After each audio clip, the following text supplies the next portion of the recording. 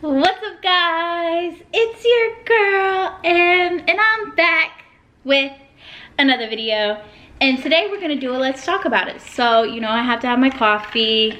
I started using the Good and Gather Italian blend coffee, and it is so good. I'm loving it. And I have my Silk almond milk caramel creamer.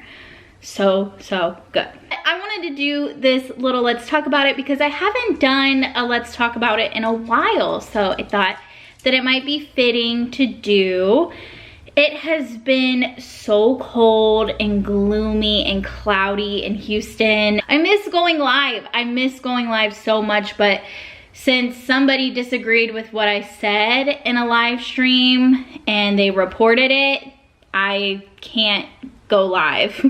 I haven't been able to go live since the last time I went live, which was like in November. So it's kind of frustrating.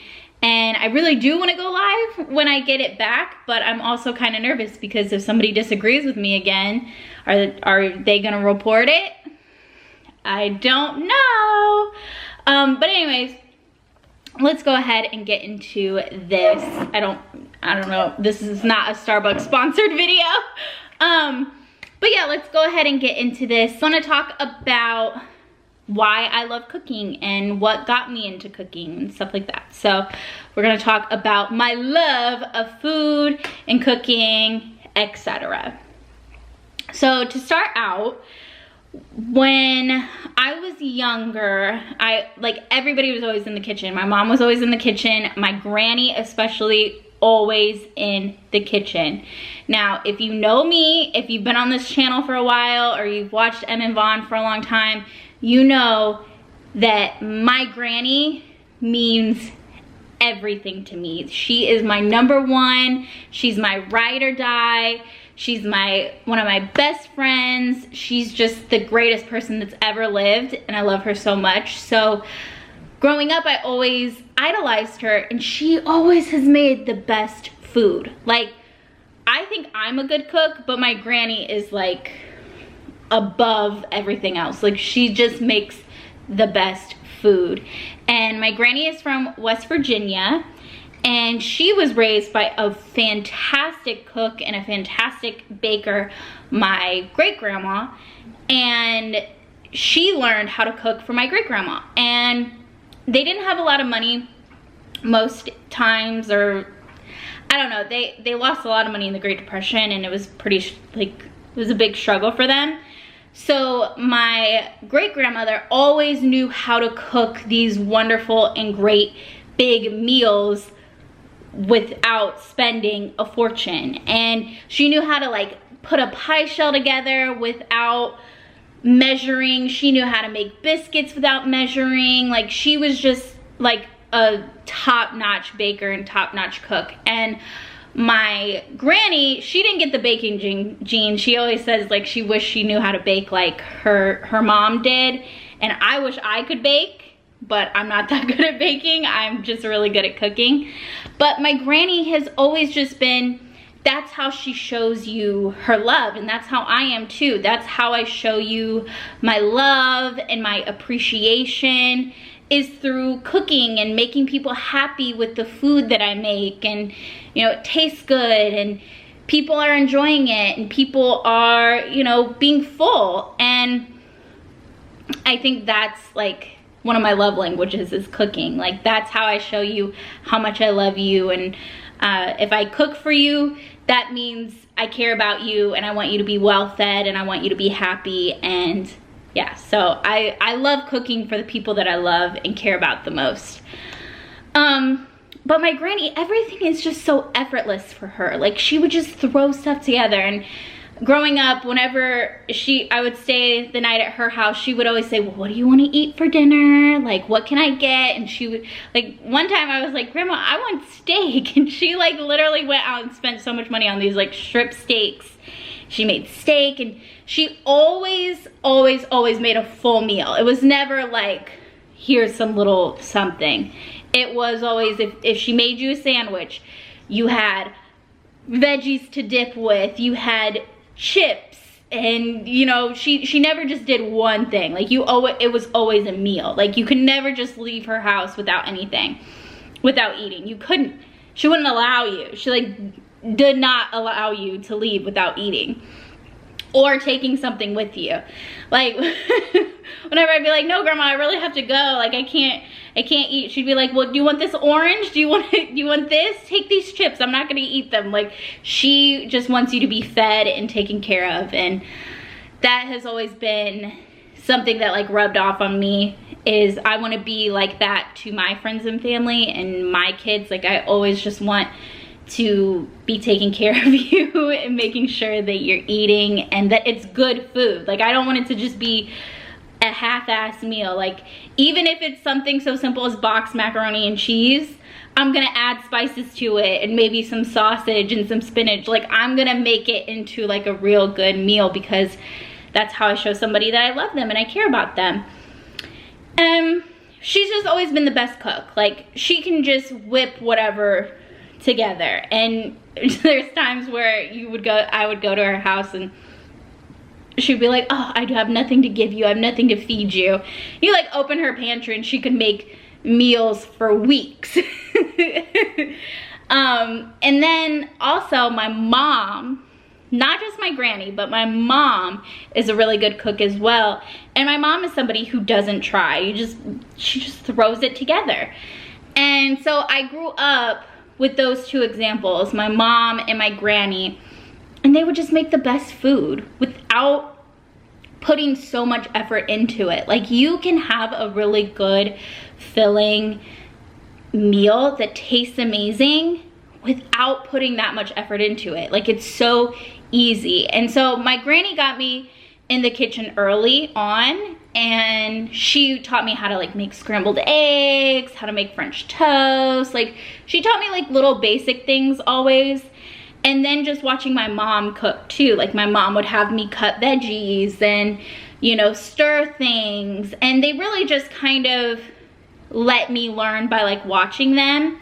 And I think that is a lot of how I learned how to cook, was just by being in the kitchen with them and watching them and seeing how they do things. And I think that was, they have honestly been like the best teachers with cooking. And my dad, he's actually really, really good on the grill. Like my dad can cook too, not gonna lie. Like my dad would always make breakfast like every Saturday or Sunday, depending on if we were going to like church or not. But my dad would always make breakfast. Like that was my dad's thing. And I think it's cute too, because like that's Vaughn's thing. Like Vaughn will always make breakfast. So I think it's cute because like my dad would make breakfast, and then now I have a boyfriend who just makes breakfast. So it's, I don't know, it's cute to me. But yeah, so I learned a lot from my dad, my mom, and my granny. And when I was younger, my mom, she worked 2 jobs. So when I was like in middle school, I really was like staying at home more often by myself. And like so like on a snow day, I would just stay at home. And of course my mom would call and make sure I was okay, but I would stay at home, and then she would get off work at 5 p.m. and I got home from school at 3 p.m. So I had like 2 hours by myself every day. And then Saturdays and Sundays, a lot of the time she worked her second job. So I was by myself a lot. So I would watch cooking shows and things like that, and then I would make my own meals, and I would pretend like I was doing a cooking show, and I would like make something and I'd be like, and this is how you do it, and I'm not filming, I'm not doing it, I'm just acting like I have a cooking show. Like most kids my age probably would have been doing bad stuff and like having their friends over and like, you know, making a mess. Like no, when I was home alone, all I wanted to do was like watch MTV and then do like fake cooking shows in the kitchen and like make food. And I had a George Foreman grill, and I would like grill my chicken breasts. I would like marinate them, and I would put them in salads, and I would make myself French toast and scrambled eggs. And so I really just learned how to cook through watching my family members, and then like watching cooking shows, and then just doing it myself. If you want to get good at something, you have to continuously practice and like use those skills and hone them and learn and experiment. That's how you learn how to cook. My camera cut out. My granny always said the best cooks love food and they aren't scared of taking risks. So I always try to take as many risks in the kitchen as I can. Sometimes I'm not super risky. Like, I make things that I'm comfortable with, but with the Taste the States series that I've been doing, I've been actively trying to make things that I normally would not make. So I think that's what's really cool about the Taste the States series and why I've been enjoying doing it, because I'm making different things. Like, I normally wouldn't make ribs on any given night, or I'm about to be making clam chowder. I normally wouldn't make clam chowder. So I think it's exciting to try new things in the kitchen and try new things like eating wise. I always loved cooking, but in my late high school years and like after high school years, my mom was going through a lot, and my mom had addiction issues, and my kitchen wasn't really a place that I could cook, so I didn't cook for a long time because, I mean, there wasn't enough space. There was just, like, I could basically microwave meals. Like, that was kind of the only thing that I could do because of how my mom kept the house. And I'm not, like, blaming her or anything. It's just, like, that's what it was. That's what it is. So I really, you know, kind of lost my passion for cooking back then because I couldn't cook. And then when our house was foreclosed on, I stayed with my granny for a while, and my love for cooking was just like reignited because my granny always has Food Network on, like always has Food Network on. So we would watch Food Network, and I would think, oh, Grandma, why don't we try making that? And she would be like, okay. And then she'd give me her credit card and I would go to the grocery store and get everything. And then I would come back and I would cook. And I was going through a lot in that time period, and I was really struggling. And I was able to kind of decompress and take my mind off of things while I was cooking. So I was able to get in the zone and look forward to putting all of this hard work into a meal and then getting to sit down and eat it with my granny, and I'm like taking care of her, and we're trying new foods, and I'm also being able to calm my mind by cooking. And that is one thing about cooking for me that I always loved, is that it takes my mind off of BS. Like, I'm a very anxious person and I'm a big overthinker, but when I'm in the kitchen, I'm not overthinking and I'm not anxious. I'm just doing, and I just feel my best when I'm cooking because I know, it's like I know what I'm doing. I may not know what I'm doing in my personal life and I may be struggling there, but in the kitchen, I am confident and I know what I'm doing and I just feel at ease. So that's one thing about cooking that I really love, and I think that has kept my love for cooking going, is that it just makes me feel better.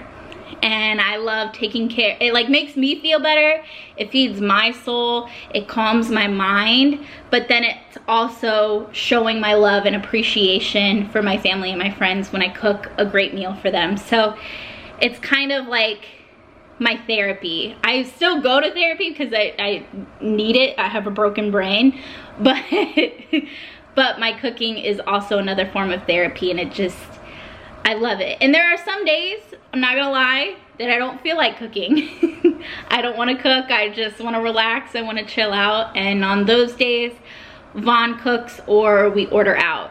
I've made some mistakes in the kitchen and I've burnt things and things have not tasted so good sometimes, but I think I learn every day when I'm cooking, and it's just my favorite thing in the world to do. It's my favorite hobby. It's my therapy. It's just, I love cooking. I just love it. I love cooking. And I just got off the phone with my granny a little bit ago, and I was just like, I miss her. I miss her so much. And I miss her cooking, and I just wish I could give her a big hug and kiss, and I don't know. And I love calling her after I make something new, and I'm like, Grandma, I just made this. I just tried this kind of food. Or I'll call her and I'll say, Grandma, what do you think I should do with this meat? What should I cook, and how should I cook it? And I just kind of pick her brain and get her ideas, and I just miss her. And when I cook, I feel, like I'm gonna start to get emotional. I don't want to get emotional, but when I'm cooking, I feel close to her, and I feel like I'm making her proud, and I just miss her a lot. The quickest way to get me to cry is to bring up my granny, so I'm gonna stop now so I don't like really cry. But I love cooking, and when I'm cooking, I just feel my best. I just feel confident, and I'm not always so confident in everyday life. I may look confident, but I'm faking it. But in the kitchen, that is not fake confidence. That is, I know what I'm doing. But I want to say thank you to my mom, my dad, my granny for all encouraging my cooking and for thinking it's the best. And I want to thank Vaughn for eating all of my food and always complimenting me. And I want to thank Abel for for begging at my feet while I cook. He's always giving me support in the kitchen. Aww. But yeah, so that does it for this Let's Talk About It video. I hope you guys enjoyed it. I hope you guys understand like how much I love cooking and why I love cooking. And that's it. Be sure to give this video a thumbs up. Be sure to comment down below. Be sure to follow my Twitter at MMMan and my Instagram at Midwest Mansfield. Thank you so much for watching. And I have more Taste the States videos coming. I have more regular cooking videos coming. I'm gonna make that TikTok pasta, the viral pasta that's going on right now with the feta cheese and the tomatoes. I'm gonna make that coming up. And I just have a lot of things coming for you guys, so I can't wait for you to see them. But I know a lot of you have asked why I love cooking, and that was one of the biggest suggestions for my next Let's Talk About It video. So here we are. That's why I love cooking, and I love you guys just as much as I love cooking. Mwah, mwah, mwah.